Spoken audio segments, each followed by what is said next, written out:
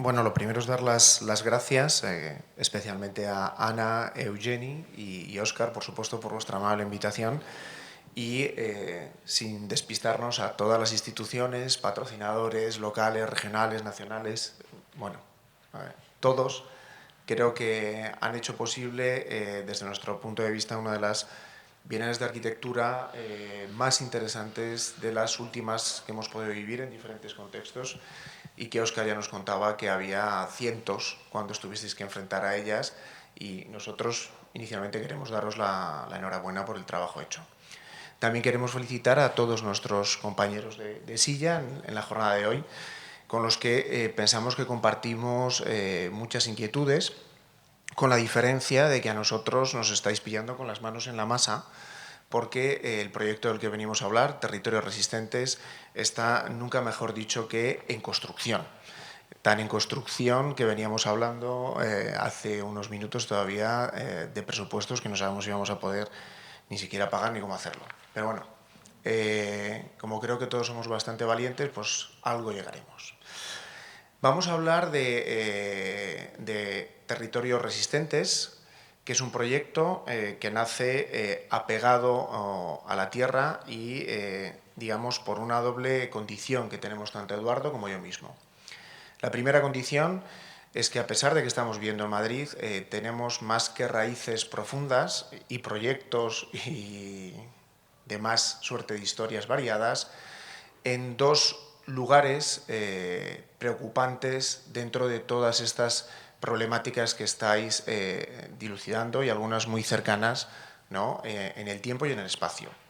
Tanto Eduardo con sus redes familiares en Galicia, como yo mismo en un pequeño pueblo de la provincia de León, en Sagún, llevábamos escuchando, y fue una de las cosas que salió durante las jornadas que os vamos a glosar, lo que estaba un poco sucediendo, y que no viene de hoy, ni mucho menos, sino que es un programa que, programado o no programado, se lleva cumpliendo de manera inexorable en nuestro país y en nuestra península y en muchos lugares del mundo desde seguramente el siglo XIX, pero que nosotros empezamos a ser mucho más conscientes de ellos de manera más reciente y seguramente de manera menos controlada que en otros lugares fueron, ¿no? La realidad es que nosotros escuchábamos eso y durante varios años estuvimos pensando que debíamos hacer algo, no sabíamos el qué. Y decidimos iniciar, precisamente gracias al paraguas de la Bienal, un proyecto que teníamos ya en el disparadero y que necesitábamos una especie de espoleta que esta Bienal ha permitido. La realidad es que aproximadamente el 50% del territorio peninsular es lo que se llamaría, para unos es la España vacía, nombre dado por Sergio del Molino, y es retomado por casi todos los que hemos estado aquí hablando, y seguramente por más que vendrán a hablar. La España interior, o llamémoslo como queramos, la realidad es que esta península pentagonal, ¿no?, tiene una carga de población brutal, como habéis demostrado con esos gráficos comparativos Omaña-Madrid, en el perímetro, un poco grande en el centro con Madrid, y el resto no hay. No hay en términos cuantitativos, pero sí hay en términos cualitativos. Y es ahí donde nosotros entendemos, y yo creo que todos los presentes entendemos, que hay un fuerte problema, ¿no? Claro que hay muchas cosas, incluso personas. El problema seguramente es que no hay la densidad suficiente por la extensión suficiente. Pero si lo midiéramos en cuestiones cualitativas, es dramática la situación a la que nos podemos enfrentar todos, vivamos o donde vivamos, ¿no? Y es ahí donde surge la propuesta de Territorios Resistentes. Con algo que existe se debe hacer la resistencia. La resistencia no se hace en el aire. Y es ahí donde Eduardo y yo hemos empezado, insisto, hace unos años, a estudiar y a reflexionar sobre el patrimonio del que todas estas regiones son importantes depósitos, como elemento de resistencia, como elemento sobre el que construir un futuro, como elemento que nos ha enseñado, y aquí ha habido buenos ejemplos, situaciones mucho más complejas en determinados momentos de la historia y que sin embargo hoy están, como sucede en una exposición que invitamos a ver en la Fundación Cerezales, a punto de no ser nada. Pero la realidad es que hay muchas cuestiones. Este proyecto Territorio Resistente se articula en 3 niveles. El primer nivel fue una serie de debates polifacéticos, multisectoriales, poliédricos, porque entendemos que el problema es altamente complejo. Y para hacer resistente el lugar, como hemos dicho, focalizándolo en la cuestión del patrimonio, invitamos a participar a diferentes ponentes, a diferentes personajes que entendíamos que podían ayudarnos a comprender el problema e incluso a aflorar algunas ideas que prendieran para que esa resistencia creciera, ¿no? Y lo que también queríamos en esos territorios resistentes iniciales, celebrados en Sahagún entre el 22 y el 24 de julio, es hacer encontrar lo mucho y bueno que hay y que se mueve en el mundo de la proximidad, en lo inmediato, con lo mucho y bueno que se mueve más alejado, pero que también tiene su foco de preocupación en estos sitios.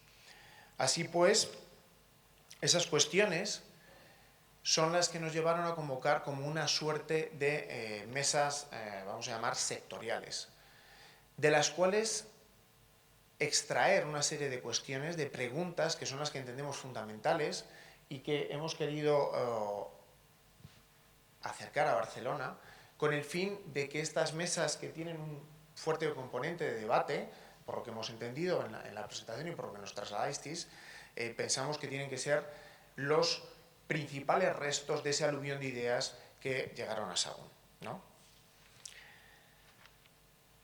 Es evidente que hay un problema, en especial cuando hablamos de patrimonio, que conduce a una cuestión como de museización del mismo. Una especie de patrimonio entendido solo como visitable, como turisteable, como instagramable, ¿no? Desvirtuándolo y acercándonos a la distopía que planteaba Houellebecq con el mapa y el territorio. Es decir, queremos, que sería quizás la primera pregunta, que todos esos territorios preñados de cuestiones trascendentes terminen siendo solo paraísos turísticos. Eso es un drama que lo estamos viendo y nos preocupa a nivel urbano, ¿no? Huelga decir que estamos en Barcelona y que la preocupación es más que alarmante, ¿no? Pero que se está dando como de manera inexorable, y solo hace falta ver la cotización de Airbnb y cómo ha pasado la pandemia a una empresa de ese perfil para entender que no es un problema menor.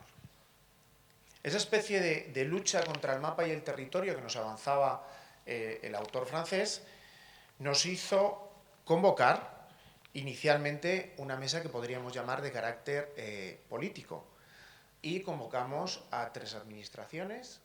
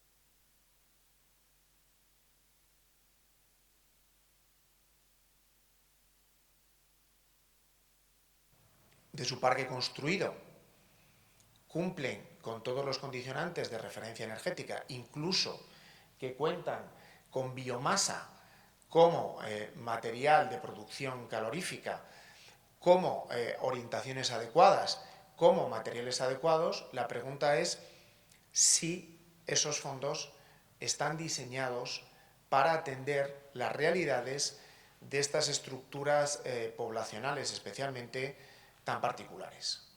Y en ese momento ya lanzamos la primera pregunta, que tiene un carácter medioambiental directamente, ¿no? ¿Cuál es el verdadero medio ambiente que hay que construir, cuidar, mantener en estos lugares? Y la pregunta sería incluso mayor. ¿Cómo pueden aflorar unas estrategias de carácter bottom-up en vez de unas estrategias de carácter top-down que van a condicionar inexorablemente la influencia, el impacto de dichos dineros en estas circunstancias? Es clave esta pregunta, que surgía casi de manera natural, haciendo balance de las primeras mesas políticas, porque la reflexión es cómo no se ha sido posible o cómo no se han atendido las preguntas que surgen desde abajo hacia arriba para que la canalización de esos fondos sea la más adecuada, atendiendo a unas particularidades tan específicas, incluso tan precarias cuando hablábamos de algunos temas de vivienda, y que es más que probable que no reciban ese tipo de fondos por diferentes requerimientos de los mismos, y que al final va a hacer que muchas infraviviendas continúen siendo infraviviendas. Eso es lo que sucedió, o lo que nosotros colegimos de ese primer asalto dialéctico, ¿no? En el sentido positivo del término. La segunda cuestión, que es lo que nosotros llamamos la mesa histórica, y contamos aquí con alguna de las participantes, Pilar Díez está aquí entre nosotros, lo que pretendíamos hacer es dar visibilidad, no por primera vez, sino continuar dando visibilidad a iniciativas de carácter muy local y que son absolutamente potentes en todas sus cuestiones. Convocamos a la UNED, hemos estado hablando aquí de educación, que tiene una cátedra de desarrollo sostenible con base en Ponferrada. Convocamos a la propia Fundación Cerezales del Condado, que está muy marcada por sus programas de etnoeducación, y convocamos a la propia Pilar, ¿no?, como una de las voces más sólidas en cuanto a patrimonio de la tierra, y es, en este sentido, uno de los materiales más determinantes. Claro, esa masa crítica que nosotros conocemos, porque hemos llamado a 3 agentes, han aceptado gustosamente, pero sabemos que hay muchos más. Y nosotros lo hicimos, digamos, en lo inmediato alrededor de Sagún, ¿no? Pero si hubiéramos ido a Omaña, hubiéramos encontrado los que nos comentaban, y si hubiéramos ido a Merindades, y si hubiéramos ido a Girona, también hubiéramos encontrado esas cuestiones, esos agentes. Entonces, la primera cuestión que nosotros colegimos es, si hay tanto y tan bueno a nivel local, ¿no?, ¿cómo no hay una coordinación entre todos estos agentes que ayude a obtener una masa crítica mucho más determinante para que precisamente lo que preguntábamos en la primera mesa tuviera otro cariz, ¿no? Y para nosotros eso es muy importante, porque entendemos, vemos, vivimos y disfrutamos que esas actuaciones de carácter muy cercano, de kilómetro cero, tienen una fortaleza, un conocimiento y una potencia mayúscula, pero que quizás necesitan esa masa crítica que solo nace de la coordinación entre todas ellas, ¿no? Seguimos aprendiendo y convocamos la mesa que llamamos literaria, ¿no?, con Sergio del Molino precisamente y con Jorge Bustos, porque tienen 2 libros que nos ayudan a seguir comprendiendo un paisaje donde la clave, por lo menos desde nuestro punto de vista, son las personas y sus actividades, ¿no? Porque ese paisaje se constituye con personas, no solo con naturaleza, no solo con geología, no solo con memoria, sino la clave es que hay personas ahí dentro.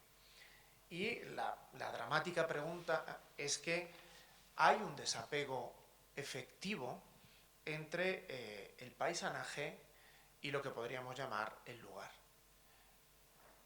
Muchos de estos territorios, la clave es que precisamente todo el mundo lo entiende como una especie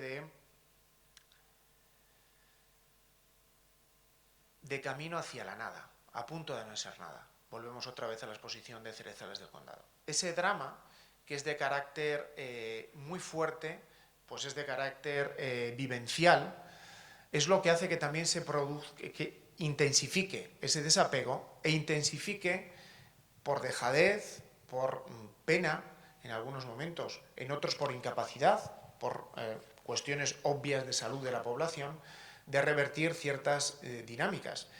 Pero nosotros pensamos que una de las preguntas claves de aquella mesa era como especie de restituir esa construcción única entre las personas y el lugar, y que ambos partes constituyan la misma plataforma de intereses. Terminamos en la sesión del sábado hablando de socioeconomía. Y la pregunta era muy sencilla. Pues dos personas nos enseñaron, una proveniente del proyecto Solo Houses y otro el profesor Collado de la Universidad de Oviedo, que por un lado estos territorios han recibido volúmenes económicos muy fuertes desde la Unión Europea a través de la política agraria común. Pero el problema es que se ha conducido, y volvemos a la primera cuestión, hacia el monocultivo agroganadero, llevándose por delante las redes intermedias de actividades económicas que constituían un tejido económico mucho más sólido que aquel que es el monocultivo. Esto también ha significado lo siguiente, que realmente nos explicaron que los flujos migratorios campo-ciudad están desde hace unos cuantos años más que estabilizados. El problema es la mortandad. Es la mortandad. Y las imágenes que veíamos de las Omañas y las Merindades es la realidad. No es que haya un problema de migración en busca de un mejor futuro en la ciudad. Hay un problema de mortandad, mucho más acuciante en el balance demográfico. Y también hay otro problema, y quizás este también es curioso y partamos de un ejemplo, es cómo poder insertar dinámicas importadas directamente para que puedan emprender en territorios que nunca las han recibido. Por eso convocamos el proyecto de Solo Houses, ¿no? Y que ponía enfrente también una especie como de resistencia interior, ¿no?, a alterar dinámicas en las que tradicionalmente se ha estado y que conducen hacia un futuro que nosotros entendemos bastante desalentador, desesperanzador, ¿no? Claro, ¿cómo podemos enraizar esas cuestiones ajenas en lugares que nunca las han tenido? ¿Y cómo podemos hacer una especie de colaboración buena entre lo interior y lo exterior de estos lugares? Todas estas cuestiones van a seguir desarrollando. Es una exposición que ahora mismo está en desarrollo y en un futuro texto, libro, que también va a ser sobre territorios existentes. Y todo esto se entiende, y ahora Eduardo abordará, desde ese perfil que nosotros, desde nuestro pequeño campo, que vemos que es mucho más complejo, sociólogos, geógrafos y sobre todo las personas que están allí, el que vive, el agricultor, tienen que manifestar y potenciar. Nosotros hacemos una lectura muy particular del patrimonio, una lectura que a lo mejor arranca en cosas muy sofisticadas, como cómo el Hermitage de San Petersburgo puede transformarse sin ser transformada, según un proyecto de OMA, y es ahí donde nosotros localizamos una serie de potencialidades patrimoniales extensibles a un territorio, que para nosotros es la clave. No tanto en el objeto arquitectónico, que fue fábrica de fideos, que fue galletera, que fue papelera, sino en la construcción de una malla realmente sólida a través de ese patrimonio y a través de unas ideas que Eduardo os contará y es en las que estamos trabajando actualmente. Bueno, pues gracias, Fernando. Realmente nosotros estamos en un estadio ahora que más que respuestas tenemos preguntas. Yo creo que una respuesta posible, una respuesta tentativa es formular la pregunta adecuada, ¿no? Y una de las preguntas que nos planteábamos es hasta qué punto el patrimonio se puede reprogramar, se puede convertir en un elemento que más que exigir o necesitar o requerir un gasto continuo, insostenible, que es como se está planteando el patrimonio hasta ahora, se puede revertir esta situación y se puede convertir en una fuente de, digamos, incluso económica, ¿no?, en el sentido más literal del término. A la hora de hacerse las preguntas hay ciertas palabras que son claves, ciertos conceptos muy claves, ¿no? Y yo, desde luego, reitero las gracias por la invitación y también el agradecimiento a los tres comisarios de esta Bienal por haber encontrado como tema arquitectónico pertinente el territorio, que es algo, yo creo que es bastante novedoso, muy novedoso, y no solamente novedoso, porque la originalidad, pues, puede tener un mérito en sí misma, pero en este caso es pertinente, es absolutamente pertinente la situación en la que estamos. El territorio es un concepto que yo creo que se va a instalar a partir de ahora. Hemos trabajado hasta ahora con conceptos, los arquitectos estamos muy dados a esa cosa del espacio, ¿no?, porque el espacio tiene unas dimensiones muy interesantes, cívicas, porque es el cuerpo humano, porque tiene unas dimensiones también poéticas y estéticas, pero probablemente tendremos que empezar también a pensar con otras claves, otros conceptos más poderosos, más complejos también. Y quizá la primera, digamos, aproximación a este concepto del territorio sea precisamente la complejidad. Y a mí veníamos hablando, Fernando y yo, en el tren, comentando cosas, ¿no? Y es verdad que uno rastrea cosas que han ocurrido recientemente y todas tienen una componente territorial fortísima, ¿no? Vamos a pensar, por ejemplo, el problema del Mar Menor. El problema del Mar Menor, que es un problema que se viene, pues, produciendo desde hace muchos años, pero de repente ha aflorado. Y es un problema en el que convergen muchísimos factores. Es un problema productivo, fundamental, que tiene que ver con cierto tipo de idea agrícola y con ciertas, bueno, potenciación de un cierto tipo de agricultura, tiene que ver con el encontronazo entre las consecuencias de esa manera de entender la producción con otro tipo de actividades económicas como son el turismo, que exigen la patrimonialización, por lo menos el cuidado del espacio natural, que es lo que lo hace atractivo, y tiene una componente literalmente medioambiental, que se ha visto, pues reflejada con esa imagen tan sórdida, ¿no?, de los peces muertos, absolutamente desagradable, ¿no?, con toda su pregnancia esa imagen. Otro ejemplo, el caso de los incendios, ¿no? Los incendios son un tema recurrente. Podemos ver el incendio como un accidente o como el fruto de una acción malvada de ciertos perturbados, que también.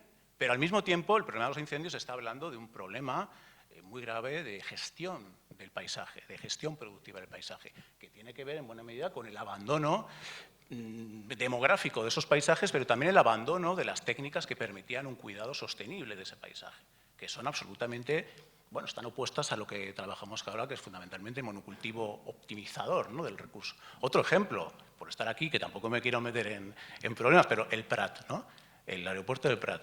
Ha vuelto a confluir, ¿no?, la visión territorial, la visión medioambiental con las necesidades económicas y se ha visto de una manera incluso sorprendente cómo los actores políticos han manifestado su desencuentro, ¿no?, desde diferentes puntos de vista. Es decir, hay un problema. Y en todos estos problemas y en todas estas, digamos, manifestaciones está el territorio detrás. Con lo cual, más allá del interés arquitectónico que pueda tener, que lo tiene, sin duda, es un problema social de muchísimo calado, ¿no?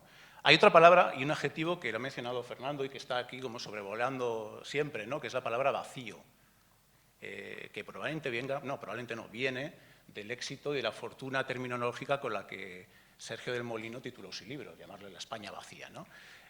Tuvimos a Sergio del Molino en estos encuentros de Sagún, tuvimos esa fortuna de hablar con él y en realidad él decía, pues es que cuando yo utilizo la palabra vacío aquí lo que se produce es un malentendido brutal. Yo estaba entendiendo el vaciamiento del campo demográfico como algo que habían experimentado en buena medida todos los españoles y que podía ser, pues, esa memoria colectiva de la vida rural, pues una base para crear, digamos, unos lazos, digamos, comunitarios, ¿no? Y esto se ha interpretado, decía, de maneras completamente imprevistas, ¿no?, incontrolables incluso, hasta el punto de que a algunos les parecía mal la palabra vacía, porque la palabra o el adjetivo vacía sugiere, pues, un vaciamiento espontáneo, ¿no? Y prefirieron utilizar la palabra vaciada, como si alguien hubiese abierto el tapón y hubiese vaciado, ¿no?, el territorio de gente, ¿no? Bueno, es decir, que hay un uso incluso político de las palabras. La palabra vacía a mí me parece muy interesante porque yo creo que hemos sido educados, ya menos esta generación, pero la tradición occidental, por lo menos de los últimos, no sé, estos son generalizaciones que uno puede decir 100 como 500, ¿no?, pero desde hace mucho tiempo, muchos años, hemos sido educados en esa visión del territorio como una especie de algo que se podía controlar panópticamente, es decir, un mapa, ¿no? El territorio es el lugar vacante, se ha utilizado, lo habéis utilizado, yo me ha gustado mucho la expresión, vacante, ¿no? Y pues también lo habéis utilizado vosotros, ¿no? En el sentido negativo y positivo, disponible, susceptible de ocuparse y de utilizarse, ¿no? Y esa visión territorial, que has mencionado Houellebecq, el mapa del territorio, que tiene que ver con eso, ¿no? En la que el territorio es un vacío por el que se trazan una serie de grandes infraestructuras que conectan ciudades, fundamentalmente, ¿no? Y lo que queda fuera de ese marco, esos intersticios, pues son el vacío territorial que tiene que ver con el mundo rural, ¿no? Claro, eso es una visión muy reciente, muy reciente. Tiene que ver con la construcción de la modernidad en Occidente, con la revolución industrial, con las redes del trazado de ferrocarril, después con las autopistas, etcétera. Fijaros que también hay ya de por sí, si volvemos a la actualidad, el debate sobre el AVE, ¿no? Que es esa visión del territorio. Puedo estar en Madrid, de Madrid a Barcelona en 2 horas, pero no paro en ningún sitio, ¿no? Esa línea está como flotando sobre el territorio, no construye el territorio, flota sobre él. Entonces, claro, la palabra ciudad tiene muchísimas connotaciones. Hay una exposición de la que no se ha hablado lo suficiente, a mi juicio, que, claro, tuvo la mala suerte de que se inauguró en febrero del año 2020, entonces, claro, mal asunto, que fue la exposición en el MoMA de Kohlhaas Countryside, ¿no? Kohlhaas, con esa capacidad que tiene siempre ese olfato, ¿no?, para detectar los temas candentes, críticos, se focalizó precisamente en eso, ¿no?, que está ocurriendo en ese vacío fuera de nuestra vida cotidiana, de lo que realmente tiene relevancia el mundo de las ciudades, las tramas urbanas, y qué está ocurriendo ahí. Él lo hizo como una persona absolutamente ajena al mundo del campo. Y él lo dice, ¿no?, el gran defensor de la megalópolis moderna, y de repente, ¿qué hace este hombre hablando del campo, ¿no? Pues lo hacía con la mirada externa, con una mirada como si soy un marciano, me poso ahí a ver cómo miro esto, con otros ojos. Claro, y a él no le interesó el romanticismo de lo agrario, ¿no?, ni el neorrural, ni todas estas actitudes que tienen que ver mucho con el romanticismo del siglo XIX, están muy caladas, ¿no?, en nuestro mundo occidental, sino que le interesó el campo como el florecimiento de un nuevo futuro, hablaba él, ¿no? Un futuro en el que, de una sociedad que cada vez se está deshumanizando más, ¿no? Y hablaba de grandes infraestructuras inmensas de un tamaño nunca visto, en la que se producían paneles termosolares o paneles solares y en las que no había más que 2 personas, a lo mejor en una instalación de 25 hectáreas, ¿no?, completamente automatizadas.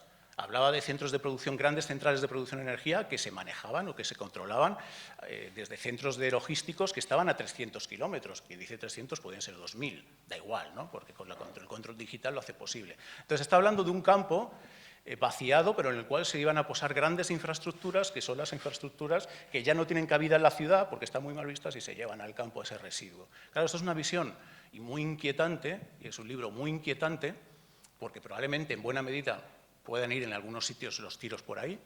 Ese abandono del campo pues lo convierte en un lugar cuya característica es estar disponible para otra cosa, ¿no? Ha perdido su esencia, se utiliza para otras cuestiones, ¿no?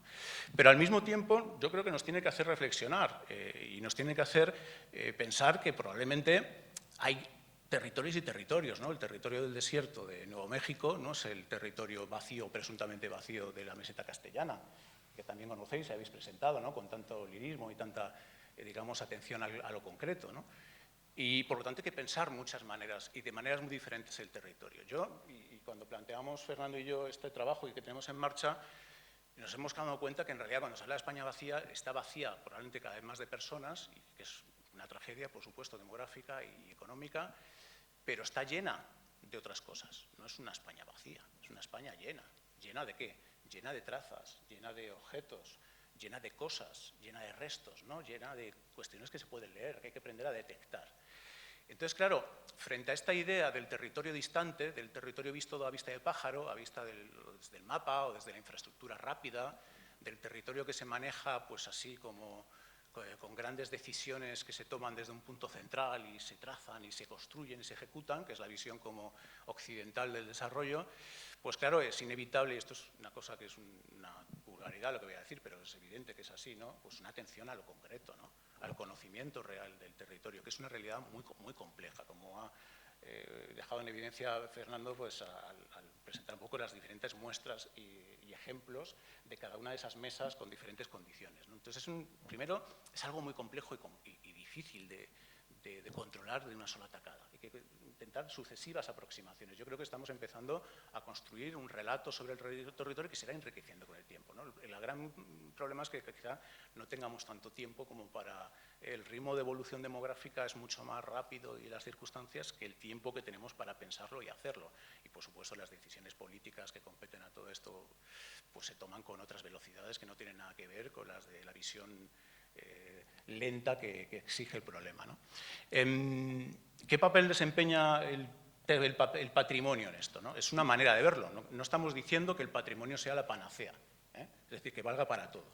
Estamos diciendo que en casos específicos de territorios como el de España en general, la presencia histórica es muy importante. Son territorios, para empezar a hablar, que no son territorios naturales. Yo creo que esto es una falsa dicotomía, ¿no?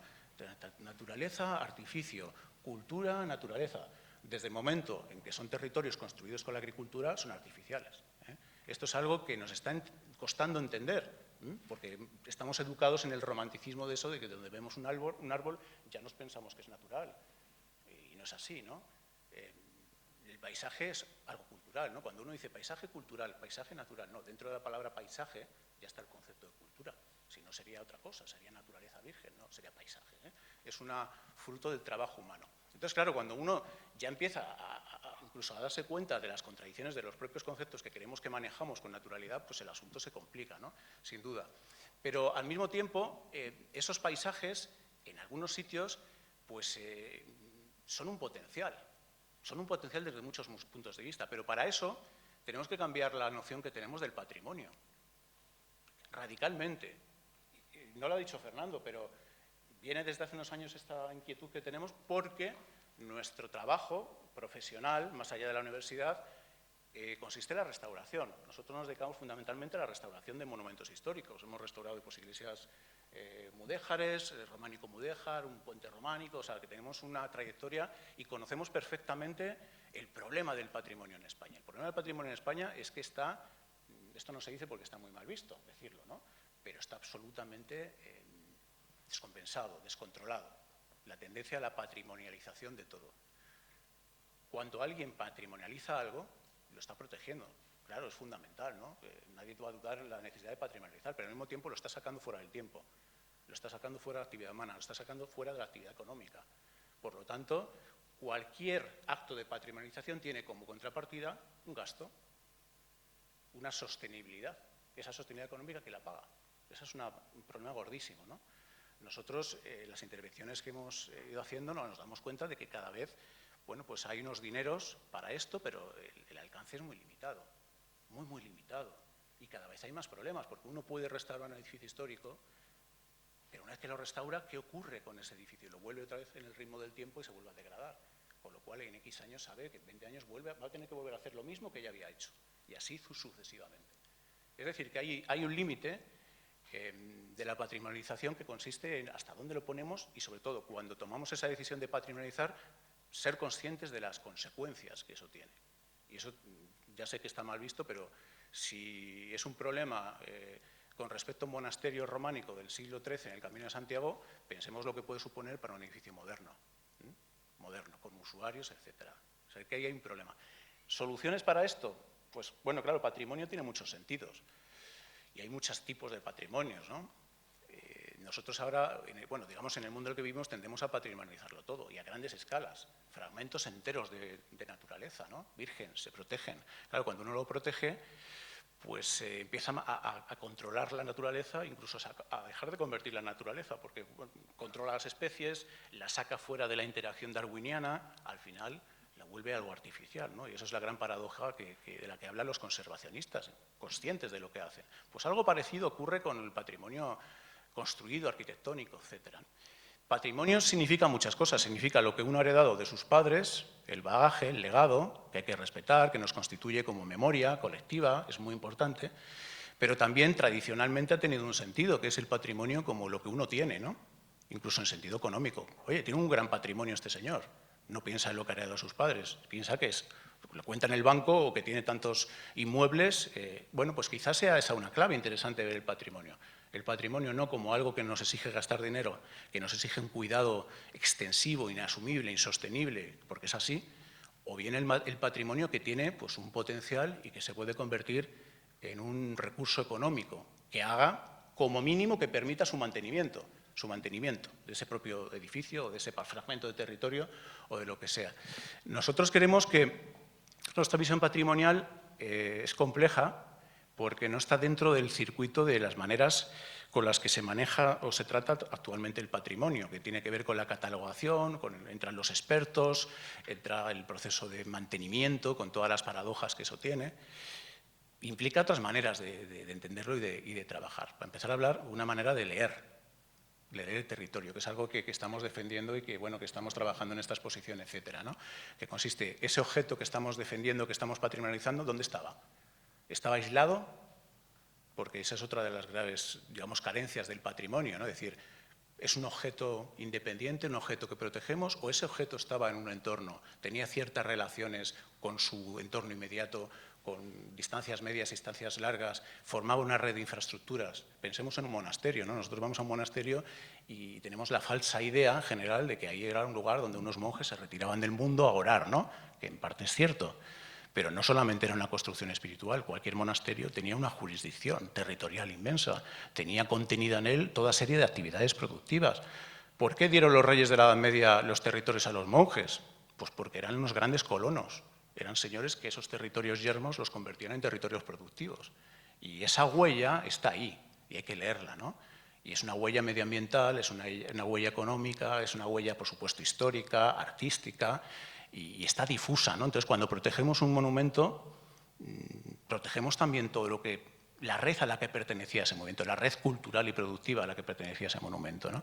Entonces, bueno, una de las cosas que estamos haciendo, que avanzaremos, ¿no? Que trabajaremos, es cómo leer, ¿no? esas huellas, esas redes culturales en territorios más amplios, ¿no? Cómo estaban relacionados los elementos patrimoniales unos con los otros, ¿no?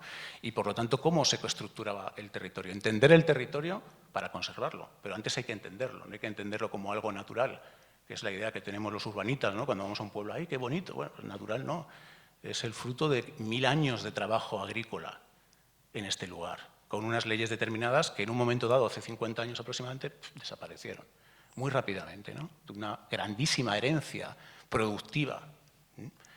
Claro, ahí no cabe mucho la romantización, porque empiezas a leerlo desde un punto de vista productivo. Hay otra distinción que me parece muy interesante, ¿no? Que es el patrimonio. Normalmente lo asociamos a un objeto brillante, un objeto con, digamos, capacidad de vocación, con valores artísticos, ¿no? Muchas veces o casi siempre, pero hay otro tipo de patrimonio, ese es el patrimonio mayor, hay otro tipo de patrimonio que podemos llamar patrimonio menor y que existe, ¿no? Víctor Hugo escribió algo que a mí me gusta mucho, esa cita, yo cuando la subrayé y siempre la utilizo, es un poco pesado, ¿no? Pero Víctor Hugo dijo, la historia se escribe en las alcantarillas. Me dijo, ¿esto qué significa? Bueno, la historia no se escribe con los grandes nombres, los reyes, se escribe con las acciones ocultas, anónimas, que han sostenido todo esto, ¿no? Y él ponía el ejemplo de la alcantarilla. Sin la alcantarilla no existiría la ciudad moderna. Si lo que no vemos oscuro, sucio, no sería posible lo limpio, ¿no? Lo que está detrás, lo que nos interesa, lo que nos gusta, ¿no? Pues yo creo que hay un patrimonio de alcantarilla también. Y esto es interesante, ¿no? Por ejemplo, volviendo al ejemplo de los monasterios, esos monasterios, si son cistercienses sobre todo, o si eran cistercienses, formaban parte de una red hidráulica muchas veces ambiciosísima, ¿no? Que conectaba una serie de hitos productivos, molinos, granjas, etcétera, y que estaba construyendo el territorio. Cuando uno interviene en un monasterio, nosotros que estamos en el mundo pues, patrimonial, bueno, ¿por qué restauramos la portada románica? Es importante, sí, pero ¿y por qué no restauramos el molino? ¿Por qué no recuperamos la red hídrica que construía ese monasterio y que nos permite entenderlo, ¿no? Entonces, ¿hacia dónde nos conduce esto? Pues hacia otra manera de leerlo, hacia otra manera de resignificar el concepto de patrimonio y al final lo que se traduce en algo muy sencillo. Y termino ya con esto, ¿no? Porque esto es para debatir, ¿no? Son ideas para debatir. Con la idea de reprogramar, ¿no? La pregunta es, el lugar, y lo dejo ahí, luego lo podemos debatir, el lugar de patrimonializar ciertos edificios, ciertas infraestructuras, sacándolas de su uso, convirtiéndose en objeto que hay que mantener, que hay que sostener, ¿no podríamos utilizar esas infraestructuras, ese patrimonio, digamos, difuso de redes para darle nuevos usos? Por ejemplo, en lugar de restaurar un monasterio gigantesco para que lo visiten 10 personas al día, en el mejor de los casos en verano, no se puede convertir ese monasterio en una red de un semillero de empresas, por ejemplo. ¿Por qué no se pueden acercar programas absolutamente, en principio, muy distintos, ¿no? Más todavía cuando tenemos la capacidad técnica y la disponibilidad para poder convertir también esos centros en autónomos energéticamente. Bueno, estos son temas muy interesantes, pero hay un potencial y es un momento muy bueno en el que estamos, en el que están cambiando los paradigmas, está cambiando el paradigma, por supuesto, del territorio, está cambiando el paradigma medioambiental, el paradigma energético, incluso muchos paradigmas sociales, y es un momento buenísimo para repensarlo. Y nosotros queremos, como una pequeña contribución, que a través del patrimonio es una de las maneras de hacerlo, no la única, ¿no? Una de las maneras de hacerlo. Y nada más. Gracias.